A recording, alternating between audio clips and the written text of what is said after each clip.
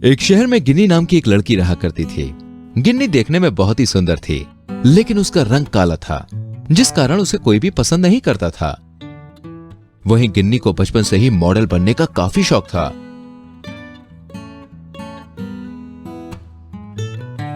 जिस कारण वो हमेशा कहीं ना कहीं ट्राई करती रहती थी, लेकिन लोग उसे उसके रंग की वजह से नजरअंदाज कर दिया करते थे।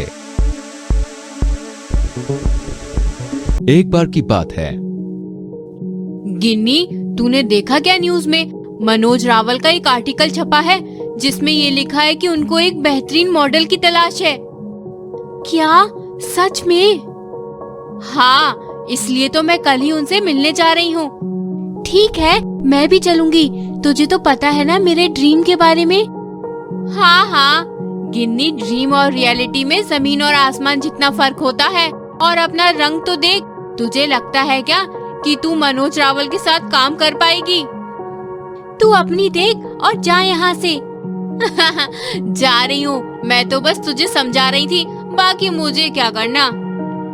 वहीं अगले दिन दोनों मनोज रावल के यहाँ जाते हैं और उनकी असिस्टेंट दोनों को देखते ही उन्हें रिजेक्ट कर देती है, जिसके बाद श्वेता घर चली जाती है और गिन्नी वहीं खड़ी रहती है। क्या हुआ? I said you are not perfect for modeling. अब तुम जा सकती हो। मैडम जी, मुझे मनोज सर से मिलने दो। आप मेरे टैलेंट को नहीं समझोगी। तुझ काली में क्या टैलेंट होगा, बताना तो जरा। अरे जा जा, घर जा। ये ऐसे नहीं मानेगी, कुछ दूसरी ही जुगाड़ लगानी पड़ेगी। फिर गिन्नी राधिका से काम मांगने की जिद करने लगती है और फाइनली उसे मनोज रावल के ऑफिस में झाड़ू पोछा करने का काम मिल जाता है। वहीं एक दिन ऑफिस में सबके जाने के बाद गिन्नी मनोज रावल की डिजाइन की हुई ड्रेस पहनकर ऑफिस में घूम रही होती है और उस समय मनोज रावल उसे ऐसा करते हुए देख लेते हैं। तभी मनोज रावल उसके पास जाकर कहते हैं,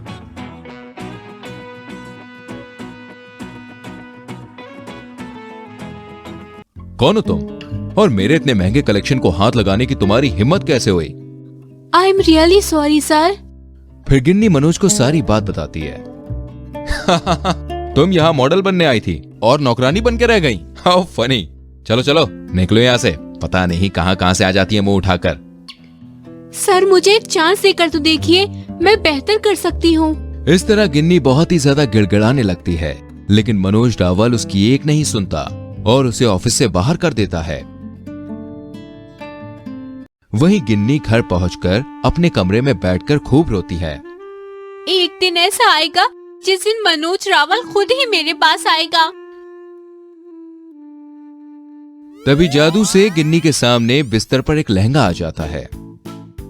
तुमने सही कहा गिन्नी, और वो समय आ गया है। ये लहंगा कहाँ से आया और ये आवाज कैसी आ रही है? डरो नहीं गिन्नी, मैं एक जादुई लहंगा हूँ और मैं तुम्हारी मदद करने आई हूँ। तुम्हें पता है, दिन में एक बार हमारे जीप पर सरस्वती माँ आती है और जब तुमने ये शब्द बोला उस समय सरस्वती माँ तुम्हारी जीप पर विराजमान थी।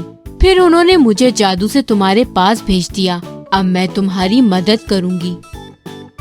लेकिन कैसे?